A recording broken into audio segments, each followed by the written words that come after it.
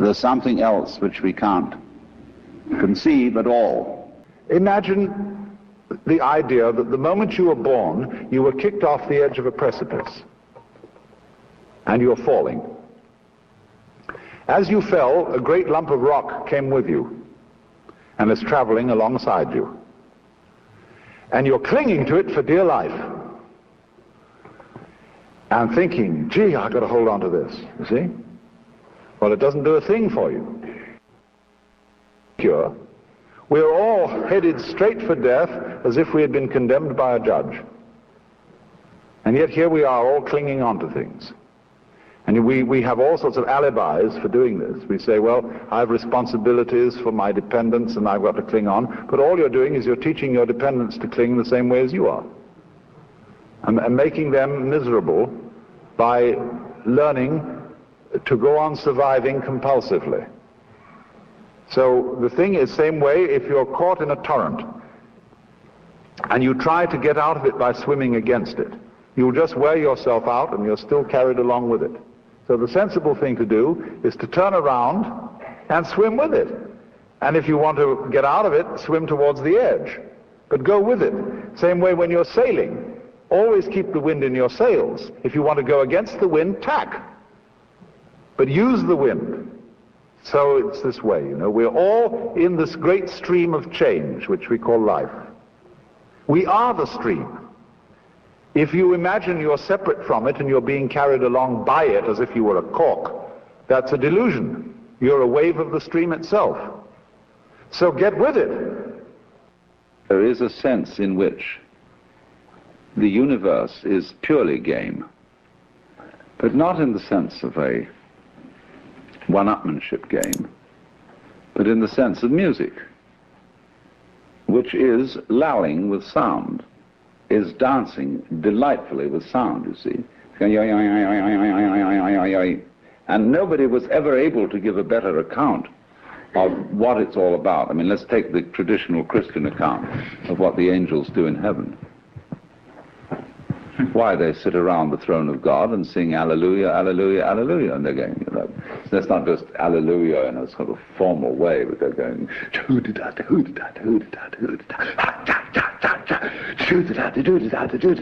no, they're really swinging. And by the time you know where they are, the swinging has reached such fantastic proportions. And they've thought out the most amazing little goody-doody-doody-doody-doos that you've got the whole physical universe happening. Yeah, that's the way it starts. And so, I mean, this game is great. When I last talked about Zen, I was discussing it as a dialogue between master and student. And I was discussing it to a great extent in relation to Far Eastern culture, how it is in effect a method of liberation from the culture. All of us need to be liberated from our culture to a certain extent, because education is a kind of necessary evil. And when the process of education or acculturation has been completed, we need a cure for it. So in the process of being brought up by one's parents and one's teachers, you are in one way spoiled, although in another way made tolerable to live with. And so in our culture, it's increasingly fashionable to have psychoanalysis when you finish with education, so as to work out and resolve all the damage and traumatic shocks that were done to you in the process. And it's becoming something that in sophisticated circles one goes through, not because you're a mentally sick person, but because it's considered beneficial to general mental health. And this is our fumbling attempt, you see, to find a cure for our own culture. We need a cure, of course, because the thing that we lose in the course of being brought up is spontaneity. That's what's so delightful about a child, as well as so objectionable. That children are just plain spontaneous, and when they do it in a way that pleases us, we think they're delightful. And when they do it in a way that doesn't please us, we think they're horrid. And so we pretty much kill the spontaneity in them in order to get certainly that they won't be horrid and that they will be nice, but in a rather phony way. And this is such a disaster, isn't it? Because when we watch a child, say, dancing, and it's never learned to have, never had a single dancing lesson, and is really just dancing for fun, we say that's delightful. Then eventually the child notices that this is a way of getting attention and becomes self-conscious about dancing, and then we send it to dancing school, and it becomes stiff and wretched. And only after many, many years of practice does the child, as a dancer, now a young man or woman, recapture the spontaneity of childhood. It's got to go all that long way around to get back to the thing that it once had. And it's terribly difficult. So in the same way, with the, we might say, the general attitude to life, that a child is taught to live as a child is taught to dance. It has to observe the rules. And in so doing, this thing arises that bugs us human beings beyond belief. That is self-consciousness. Self-consciousness is, in one sense, our pride as human beings. It's the great thing we have. We can not only be happy, but we can know we're happy. We can not only think, but we can think about thinking. And therein lies the whole possibility of reasoning. To think about thinking, to know about knowing, to be aware of what one does. Herein is the whole birth of a rational control of behavior, which you might say is the glory of civilization and the glory of man. At the same time, it's a perfect pest, because how do you know when to stop thinking about thinking? For instance, you think over a problem, you've got to make a decision. How long should you think about it? How much evidence should you collect before you take a step? You never know. Actually, what most of us do is we think about a given decision until it's a nuisance, and then or the time is too late to think about it anymore, then we do something. We never are sure that we decided the right thing, and one of the troubles about thinking about decisions is there are ever so many unpredictable variables that come into everything. And you may work out the most perfect business contract and everything is fine, but you didn't bargain for the banana skin that you were going to slip on your way to your partner's office or whatever it was. Such things couldn't be predicted in any amount of decision making. And the more we try to elaborate perfectly foolproof methods of arranging our lives, the more we find ourselves encumbered with impossible details. That's the fallacy of too much law. When we provide for everything in the law, suddenly find you can't move without filling out 300 forms, and without consulting all sorts of bureaucrats, without hiring a staff of lawyers and accountants and all kinds of things to be sure you don't make the wrong move. After a while, the game ceases to be worth the candle. I mean, life becomes so safe that it's not worth living at all. So this is one of the problems of being self-conscious. And all education, you see, is an instruction in self-consciousness. What do you learn in education? You learn fundamentally words. In other words, symbols about reality. And through words, we're able to talk about living. And so think about living, and so have knowledge about it. You see, no knowledge is academically respectable knowledge unless it's knowledge in terms of words or in terms of numbers.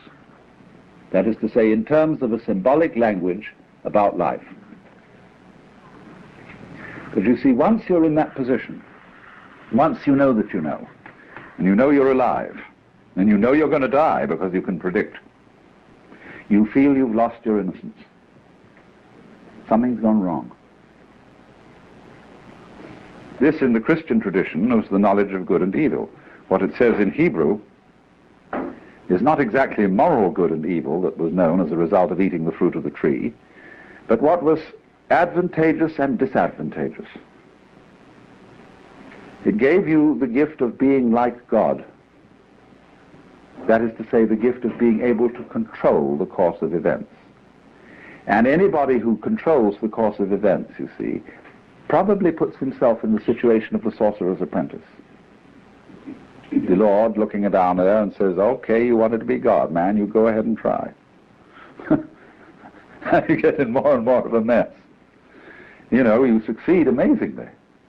Just like the sorcerer's apprentice actually made that broom go and fetch water for him. But he couldn't stop it. And as we say today, you can't stop progress. So then the whole problem of self-consciousness is that you're always in a dither and a doubt. We call this anxiety. And a nostalgia develops among us for the age of innocence. Would it be nice not to have to make any decisions, to act entirely on whim? And if you got into trouble, well, that would be all right, because you wouldn't have been worrying about it. See, when a moth mistakes a candle for its sex call, which is what happens, that's why moths fly into candles, the moth makes a mistake, and powie, it goes out. That's that. Moth doesn't worry on the way to the candle whether it's going to get burned. And of course, the moths are sufficiently prolific so that one moth more or less lost in a candle doesn't matter. Hundreds of moths lost in candles don't matter. They just go on. And so you might imagine a human civilization where people make mistakes, and yes, they go off with a glorious bang instead of a whimper. And that's that. They wouldn't worry. They'd live magnificently. But we can't possibly go back and do that. You can't on purpose give up self-consciousness. You can't give up worrying. You can't give up thinking about yourself. And above all, you're terrified to live spontaneously, because you might do something wrong. However, the center of Zen training is to live spontaneously. And this is why it's so fascinating to many Western people, especially Western intellectuals, who are overburdened with self-consciousness. Because what fascinated people about Zen when they first heard of it through Dr. Suzuki's writings was Zen stories. I lent a book of Zen stories once to a friend of mine, years and years ago, and he was in hospital. And when he gave it back to me, he said, gee, he said, I didn't understand a word of it, but it cheered me up enormously.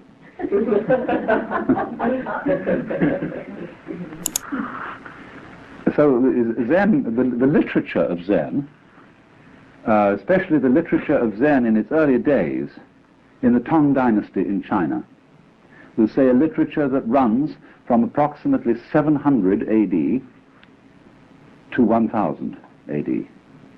This span of years is the golden age of Zen. And almost all the literature of the period in early Buddhist Chinese is anecdotes about the encounters of Zen masters with their students. They are called in Japanese mondo, which means question-answer. And it appears that the way of studying Zen in those days was rather unlike the way of studying it now. Now Zen is settled and is studied in communities, such as we've been looking at, and will be staying in tomorrow night. But in those days, Zen was a wandering thing. In other words, if you became a Zen monk, you did a great deal of traveling. And instead of sitting on your fanny most of the day, you trudged. You were walking along through prairies, mountain paths, rugged country. You were visiting master after master after master to find one who would answer your question. Now, in a very natural way, supposing a person is questing, you are a seeker. You're not a phony seeker, but a real seeker. That is to say, you have within you a burning desire to find out what it's all about, who you are, what life is, what reality is, or what's the way out of the mess. You want to become, instead of a mixed-up human being, you want to become something as simple and genuine as a tiger or a cat or a bird or a Buddha. So those monks used to wander and wander and wander in search of a man who would answer the question. So one of the first stories is that when Bodhidharma, or Dharma, who you see all over Japan as the man with big eyes, a bushy beard, usually dressed in red with no legs. He came to where Bodhidharma was meditating and said, "Master, I have no peace of mind. Please pacify my mind." Of course, he didn't even get in for a long time to ask the question, because Bodhidharma refused to see anybody. Finally, when he cut off his left arm as a token of his sincerity and presented it to the master, Bodhidharma said, "All right, what do you want?" Well, he said, "I have no peace of mind." The mind in Chinese is Shin, and it isn't quite what we mean by mind. They locate it here, Japanese kokoro. We locate our mind here. But this mind here, the heart mind, is the psychic center. When you say, "I have no peace of mind," it doesn't mean you've just got a headache. You may have a heartache, too. It's a more inclusive word. You might call it the center of psychic activity. So Bodhidharma said to this man, whose name was Eka, "Bring out your mind here before me. I'll pacify it." And Eka said, "When I look for my mind, I can't find it." Bodhidharma said, "There, it's pacified." Now somehow this answered Eka's question. And all Zen is stories like that. Now one thing I must tell you about these stories, they are of the same nature as jokes. And that is to say, a joke is told with the object of making you laugh. Laughter is not an intellectual thing, it is an emotional reaction. And the point is the emotional reaction. If therefore a joke is explained to you, you may laugh out of politeness, a throaty laugh, but you will not laugh spontaneously, a belly laugh. Now the object of Zen stories is not to produce laughter, but to produce awakening, clarification, enlightenment, or what is called in Japanese, satori. Satori is like laughter, something that happens suddenly. You don't, as a rule, slowly begin to laugh and then laugh louder and louder, because you see a joke instantly. A joke is always a matter of an aha. So in the same way, these stories are intended to produce an aha reaction in you of, "Oh, but I see, now it's clear." And really, they don't contain any information. Their design is not to tell you something, that is to say, to impart information or knowledge.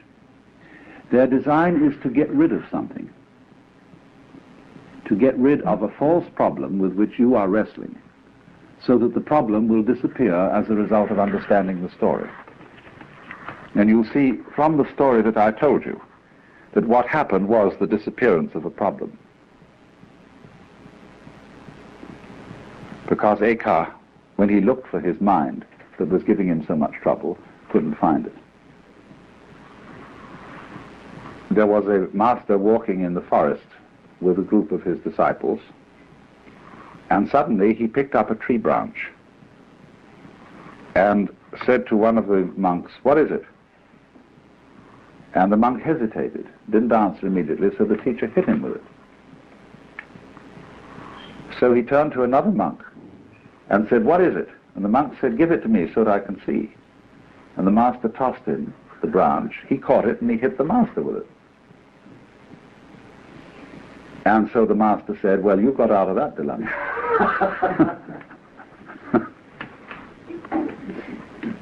There was another occasion when an officer of the army came to a Zen master and said, "Sir, I've heard a very strange story and I want to know your answer to it.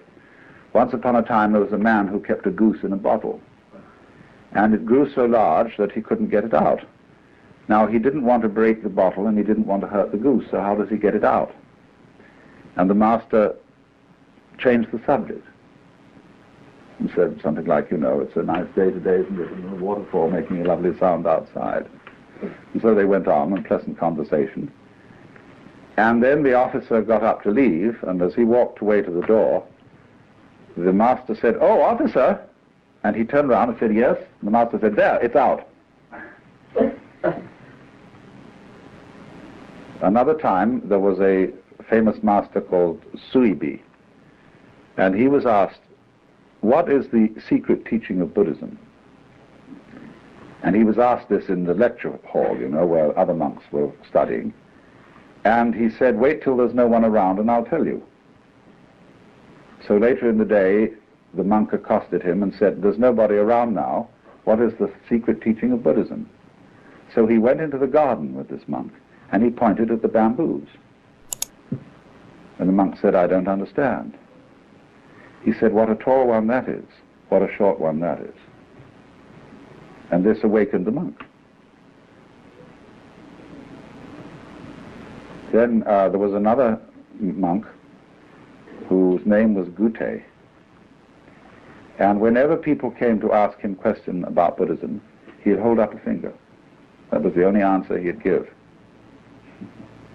Well, he had an attendant. And one day, somebody came to the temple to inquire about the teaching being given there, and the master was apparently out, and his attendant was there. So the investigator said, "What is your teaching here?" And the attendant held up a finger in a way, but actually the master had been there. He was peeking from behind a screen. And so he came out to this boy and said, "What's the fundamental teaching of Buddhism?" And the boy held up a finger. Instantly the master drew a knife and cut it off. And the boy was very dismayed and rushed away yelling. So the master said, "Hey, come back!" And he came back. He said, "What's the fundamental principle of Buddhism?" And he went to hold up the finger, and it wasn't there. And he was enlightened.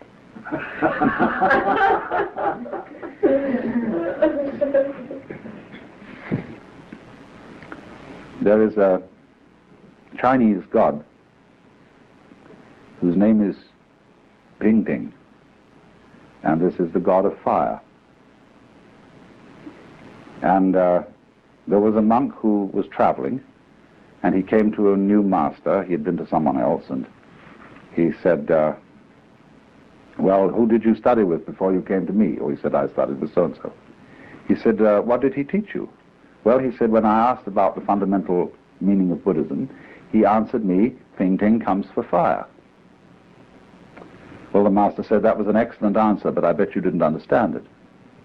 "Oh, yes," he said, "I understood it, because Ping is the god of fire. And when, if Ping should ask for fire, that would be like me asking about Buddhism, because I'm really a Buddha already." The master shook his head. I said, "I knew it." He said, "You missed the point completely." Well, he said, "Well, how would you deal with it?" The master said, "You asked me." So the monk said, "What is the fundamental principle of Buddhism?" And the master said, Ping comes for fire. And the monk got the point. Well, you know, you can go on with these stories indefinitely. And, but you'll notice certain dynamics in them. They require, as a rule, a solution to a dilemma. Or they do something that creates what we would call a state of blockage. When you're posed with something completely unusual, and you don't know how to react to it in a normal, automatic way. You see, if somebody says to you in the street, "Good morning," you say "Good morning," and you're not being spontaneous, you're being merely automatic. But when somebody comes up to you and says, "Are you saved? Or do you accept Jesus Christ as your personal savior?" It's a very unusual question, and it stalls most people. They say, well, what do you mean? Or something funny like that, you know, or they feel embarrassed by religious questions. And, or somebody might say to you, why have you got such long toenails? When you're wearing a shoe and nobody can see it, you see. Anything that absolutely disrupts the normal flow of interchange. Well, then you're nonplussed. And the object of Zen is never to be nonplussed. That's, you see, to be nonplussed is the real meaning of the Buddhist doctrine of what's called bonno in Japanese, which means entanglements or defilements, or attachments, we might call them. Worldly attachments. It is not a worldly attachment in Buddhist philosophy to enjoy dinner. That is natural, you see. It is not a worldly attachment to need to sleep. That is perfectly natural. But it is worldly attachment to be sticky. That's to say, to be like a wheel that sticks on the axle and squeaks. So we are sticky when we are in a certain way self-conscious. We are, as we would say, all balled up or all clutched up. And we've lost our original spontaneity. And we are not, as it were, flowing with the stream of the Tao, the course of nature, or whatever you want to call it. So then all these questions put you in a dilemma. And the point is to see if you can get out of the dilemma without a moment's hesitation. That doesn't mean doing it quickly, necessarily, because if you're in a hurry to give a quick answer, that itself is a form of blockage. You should all read in this connection a translation in Suzuki's book, Zen and Japanese Culture, of a letter written by Takuan, who invented pickled radishes. I told you about, you know. Those yellow daikons are called Takuan after this man. And he wrote a letter on the art of swordsmanship, where he explains the necessity of spontaneity in fencing is that if you have to stop to think about how you're going to respond to a certain kind of attack, it's too late. You'll be dead. You must respond in the same way as when you clap your hands, the sound comes out without a moment's hesitation. Or when you strike steel on flint, there is no waiting before the spark comes out. But he adds, if you try to be quick, this will itself be a block. So when, you may know this, that when people are trained in the use of the sword, they get what Anne Clark bought the other day, which is a bamboo sword to start with. And you can give a person a healthy clobber with a bamboo sword without actually ruining him. So the teacher may well have you work around the house doing various chores as a sort of janitor when you begin in sword school, and will take every possible occasion to surprise you and hitting you with a bamboo sword. And you're expected to defend yourself with anything available, with the cushion, with the broom, with a saucepan, anything you happen to be handling. Defend yourself immediately. Well, after a while, you know, if you're going around your everyday work expecting to be jumped on any minute, it becomes rather nerve-wracking. Especially if you're thinking all the time about where's it going to come from next. And you discover that the more you make plans and try to calculate on where it's going to hit you next, you will always be outwitted. Because the teacher is infinitely clever and will always come from an unexpected direction. So at last there arrives a point where you just give up. You stop planning. And you just go around relaxed, and if it hits, it hits. And then you're ready to start fencing. Then you begin regular lessons. Because you have given up protecting yourself. And therefore you've learnt real defense. Because you can't protect yourself by calculation, by one-pointed thinking of one thing at a time, against an enemy who may attack from an infinite number of directions. Another story told about this is the story of the woodcutter and the animal whose name was Satori. There was once a woodcutter working in a clearing in a forest when he saw a strange animal peeking at him from behind a bush. And thinking to have this animal for dinner, he rushed at it with his axe. And the animal laughed from the opposite side of the clearing. Because this animal had the power to read thoughts. And therefore, wherever the woodsman intended to go, the animal read his thought first. And so the animal began to talk and mocked him and said, "You think you're going to do, I'm going to be this place next," because the woodsman naturally thought, when I see him next, instead of going to where he is, I'll go to the opposite side of the clearing. And so this went on until the woodsman got absolutely furious, and he returned to chopping the wood. And the animal laughed and said, "So you've given up." And just at that moment, as he wanged the axe against a tree, the head flew off and struck the animal dead. That's the way you have to attain Zen. So you see what happened here. The boy who studies swordsmanship is put in this impossible situation where he can't do anything right. Everything he does is wrong. And therefore, after finding this out, that nothing will do because it's all self-conscious, he gives up. Then he can be spontaneous.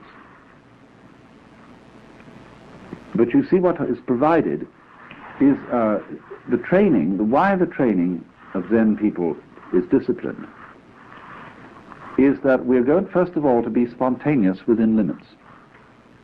See, out in society, you can't do that. Because people will be just bugged by you if you say exactly what you feel and always act the truth. You won't be liked. And you may indeed do very dangerous things. But the Sodo, or the Zen training school, is set up so that it's a walled-in situation where one is allowed to be spontaneous within certain limits. And the crucial moment is what is called the Sanzen interview, which is a restricted interview. It's very formal. But in the climax of that interview, no holds are barred. It is a personal interchange where fundamental honesty is the crux of the whole thing. Now, you see, as I explained last time, that is a very buggy situation. Because the more you wonder whether you're going to be fundamentally honest, the more you get cold feet. This is, supposing you were allowed an interview with God and allowed to ask one question, what would you ask? And really think it over, you know. If you go into this and think, what would I ask? You know, it's got to be really important. It's got to be the fundamental question for you. What is it that you basically want to know? And you start thinking about that and thinking about that. And the more you think about it, the more you don't know what you would ask. So you think, well, that's a silly question, isn't it? I know what he would say to that. And you think about another one and think, that's a curious, interesting question. I don't suppose anybody knows the answer to it. But after all, it's only just idle curiosity. I don't think I'll ask that one. Then you think of another question and think about that for a while, and then you realize it's a question that doesn't mean anything. That would be a waste of breath and of a great opportunity. And you go through it and through it and through it until you think about all the questions you might ask. It's the same, very much so, if you visit a great master. You know, you might get an interview with a Zen master while you're here, and with the advantage of an interpreter present. What are you going to ask him? You've got just this one chance. What do you want to know? I remember a friend of mine who went to Yamazaki Roshi, who used to be at Shikokuji. He said when he got in there, he said, you know, I feel so silly. He said, I haven't got any questions to ask you. I just feel like laughing. And Yamazaki said, good, let's laugh. He broke into a great bellow. And, you know, there it is. So it's a protected, this is what I want to emphasize about this, because there are ever so many facets of Zen that are so easily misunderstood just through reading about it. There's one school of people that will emphasize the spontaneity of it and think, gee, this Zen is real groovy stuff, you know, and it means you just do anything you like.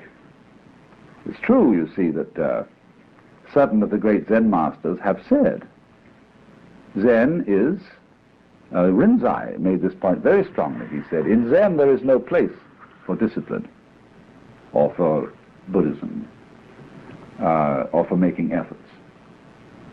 You just eat when you're hungry, sleep when you're tired, move your bowels when nature calls. Fools will laugh at me, but the wise will understand. See, you read that. Next thing you know, somebody comes here to Japan to study Zen, and suddenly they write back letters about hours and hours of sitting in one position and being banged about with warning sticks and having to get up at the ghastly 4 in the morning and wash in cold water and having a very spare diet and having to do things, behave and move just exactly so, and all that side of it is emphasized. Well, people think, what's going on? Is it this or is it that? Is it one thing or is it the other? The answer is it's both. It does have discipline, especially in view of the fact, and do bear this in mind, most Zen monks today are not really in the monastery of their own volition and have not been for hundreds of years. They've been there because it was a family tradition. If you see you have a son, you're a priest, and you have a son. Well, in all traditional cultures, in India, in China, and so on, there's a tendency for the son to carry on his father's business. So if you're the son of a priest, it's sort of expected that you'll be one too. So off to the monastery with you. It was the same in England in the 18th century, where the oldest son of the family went into the army, the second son into the law, I forget which order it was, and the third son anyway went into the ministry. Well, that means a whole lot of people who are in theological school haven't got the slightest interest in religion. Not real interest. And so they have to be taught to think. So St. Ignatius, for example, made out methods of meditation. A, B, C, D, proximate consideration, remote consideration, the meditation itself, the resolution at the end, and so on. This is simply designs to teach people how to think who had never thought and weren't interested in thinking. So in much the same way, these things have occurred in the Far East. And a great deal of it is therefore designed to discipline people who have no real motivation for the discipline in question, the study in question. So now, one of the great features of Zen training is to develop within yourself what is called a great doubt. And the koan system is used to develop a great doubt. Here you are, you know, you're asked to hear the sound of one hand. And, you know, if you're an American and you've come over to Japan to study Zen, you've gone to a lot of trouble. You obviously have some sincere motivation. And you just can't get the answer to that one hand thing. And it becomes more and more a matter of life and death because it seems terribly important to find this out. So you have a great doubt. That is to say, you have an urgent spirit of inquiry. And with you can't get it, and you can't get it, and you can't get it, the teacher keeps saying, now, come on, let's go. Let's be ready to give your life for this thing. But you see, if you go into a Zen monastery, and you don't have that spirit of inquiry that led you across the ocean at a great deal of expense, you're just someone who was brought up, one of the boys in the neighborhood, and he went into the monastery. Well, the teacher says the trouble with you is you don't have a great doubt. Of course he doesn't have a great doubt. He's not interested. So he learns to cultivate a great doubt. see, it's like trying to, if I may put it in Western or Christian terminology, you don't love God. You've never seen him. You don't know anything about God. Why the devil would you love God? Somebody comes along and says, you've got to love God, you know. It's terribly important. It's the first commandment. Oh, gee, I've got to love God. So what do? We sit down and say, dear God, I love you, dear God, I love you, dear God, I love you, dear God, I love you. Come on, I've got to get this feeling going. Get that going. And then the preacher can tell all sorts of stories, you see, and move you. Terrify you with the fear of hell if you don't love God. Or he could say how beautiful Jesus was. That was the revelation of God. Now you ought to love that. You know, you ought to love your mother. Probably hate her guts. So you see, you get this thing. Work on that great doubt. Well, you see, the trouble is you can't get a great doubt to order. You can't tell anybody anything to order. If you could, do you know what would happen? Supposing you were at a music school. What are they trying to do in music school? They're trying to find methods for teaching creative musicianship. Whether you're a player or whether you're a composer or whatever. They want to find out how they can make every student a genius. Actually, all schools are run for the advantage of the staff. And you know, it's a job. You've got to put people through there. It's a way of keeping them off the labor market. But if you're a very sincere teacher, you want to find out how to impart that subtle thing to the students. So there are books galore on methods, special methods for getting that creative ability across. Professor so-and-so's method, Dr. so-and-so's method, etc., playing the piano and so on. Make it easy, but make him a genius. Now, if such a method existed, do you know what would happen? These geniuses would all be boring, because we would know how they do it. And the whole fascination of an art and of a great performance is you don't know how it's done. There must be something about it that is fundamentally astonishing. You could say, again, putting it into Western terms, if God could explain how he created the universe, he wouldn't be God. And you know how in the book of Genesis, it's told so straightforwardly that when the Lord first of all creates the things and then looks at them afterwards and sees that they're good. And you know, I love the passage where suddenly he creates great whales. You know, suddenly great whales, whoops, like that. And he looks at these things and says, my, that's great, do it again. And so in this way, there's a Zen poem which says, you may want to ask where the flowers come from, but even the god of spring doesn't know. And another says, planting flowers to which the butterflies come, Bodhidharma says, I don't know. So there is this curious thing in all what I would call vital knowledge, living knowledge, that it's always a mystery to itself. Life is a mystery to itself. For the same reason, you see, there's a Zen poem which says, it is like a sword that cuts but does not cut itself, like an eye that sees but does not see itself. So in this way, what there is fundamentally, basic reality, knows itself and doesn't know itself. If it did know itself thoroughly, it would stop.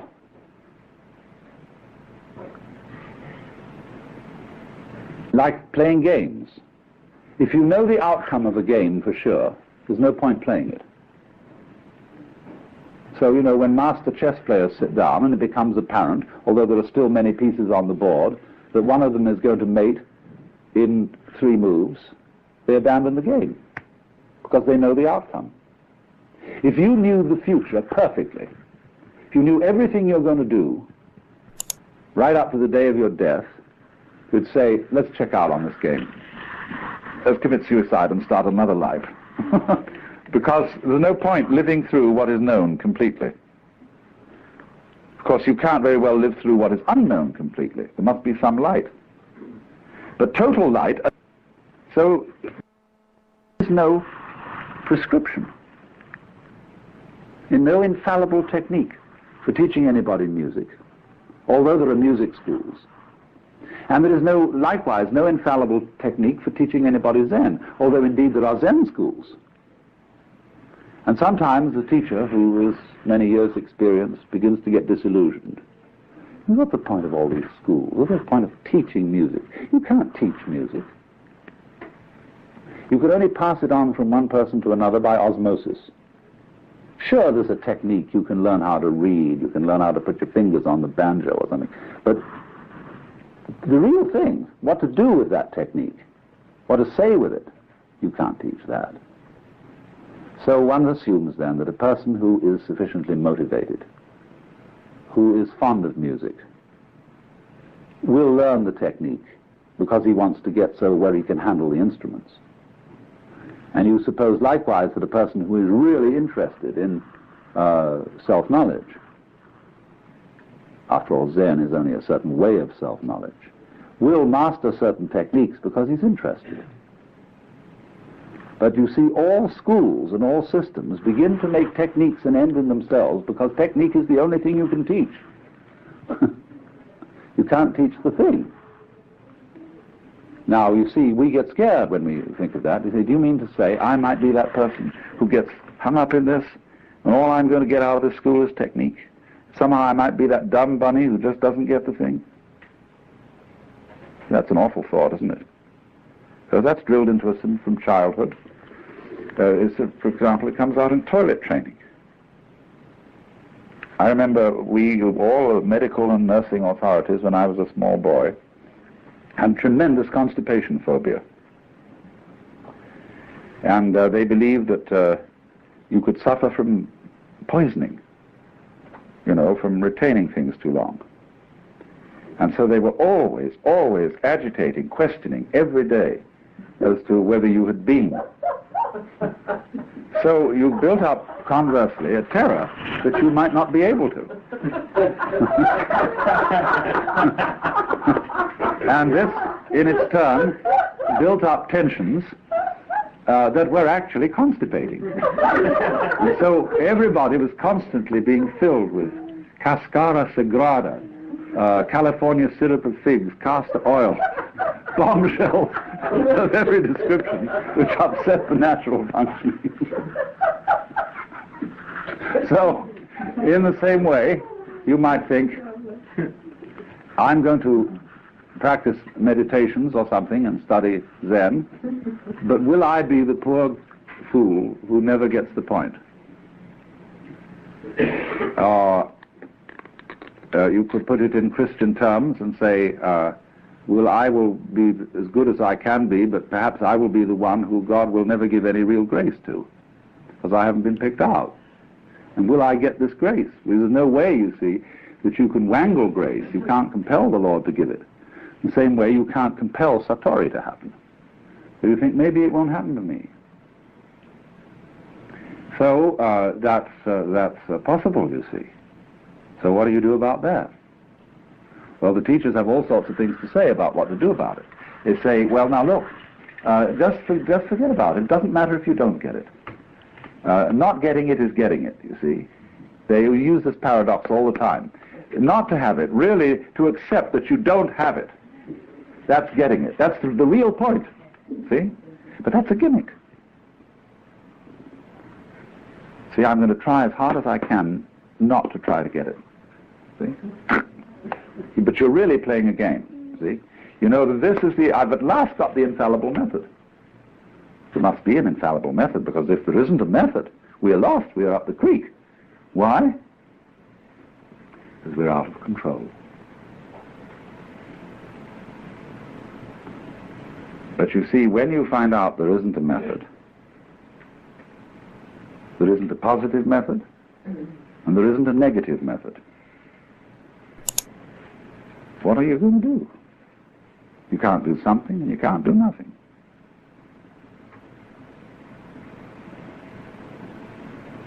You can't let go of the thing because, after all, you got curious about it. And this is what's called having swallowed a ball of hot iron. You can't gulp it down and you can't spit it out.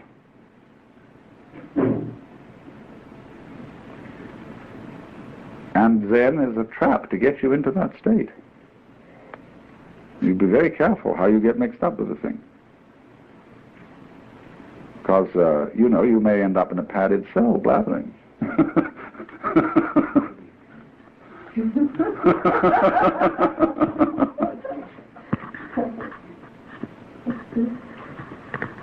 But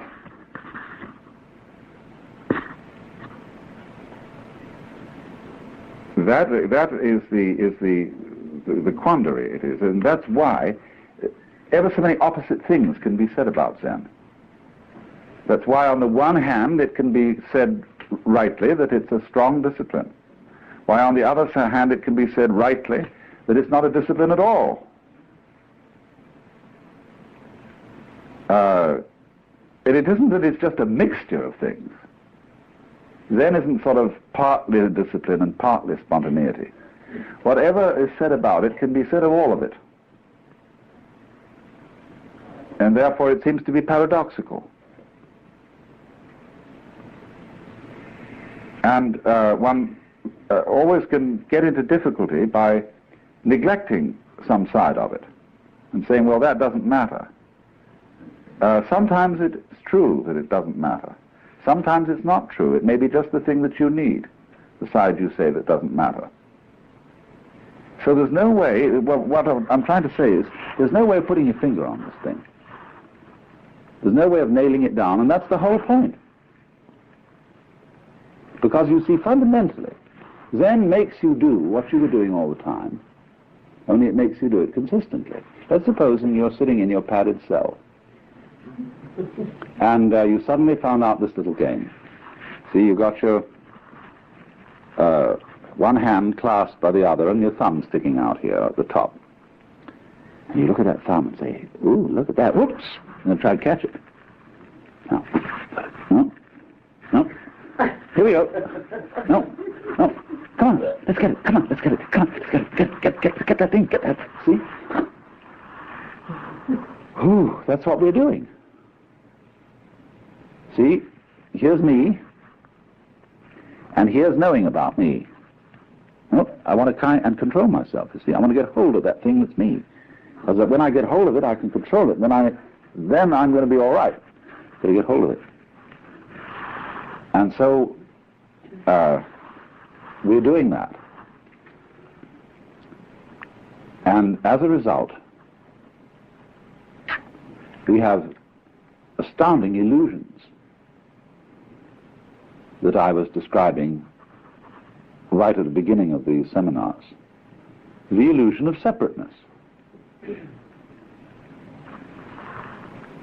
see, I didn't realize when I did this that the thumb isn't separate from the hand. It's all one.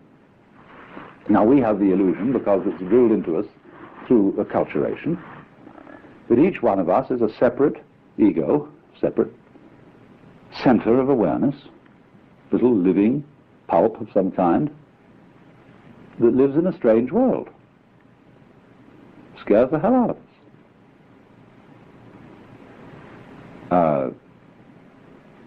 What makes you think this, you see? How did you ever be surrounded by this world in which you're a stranger?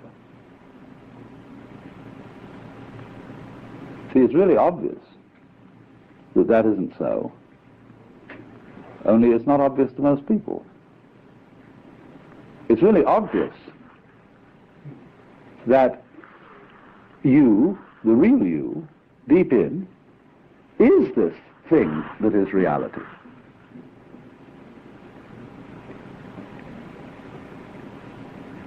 And that you are having a profoundly interesting game, pretending you're not.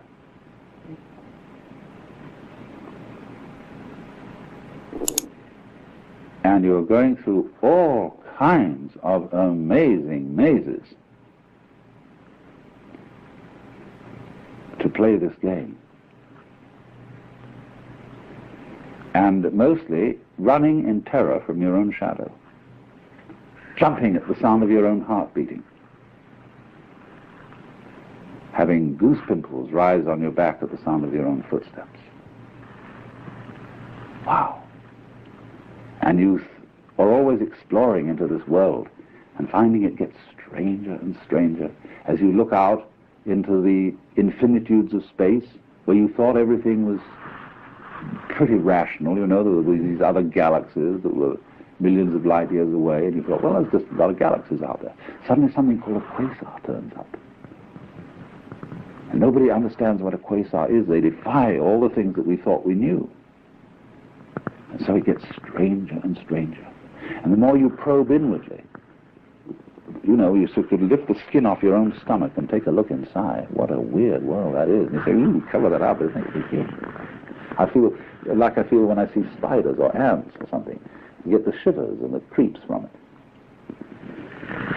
But you see, what you're getting the creeps at is yourself in an unfamiliar aspect, the unknown side.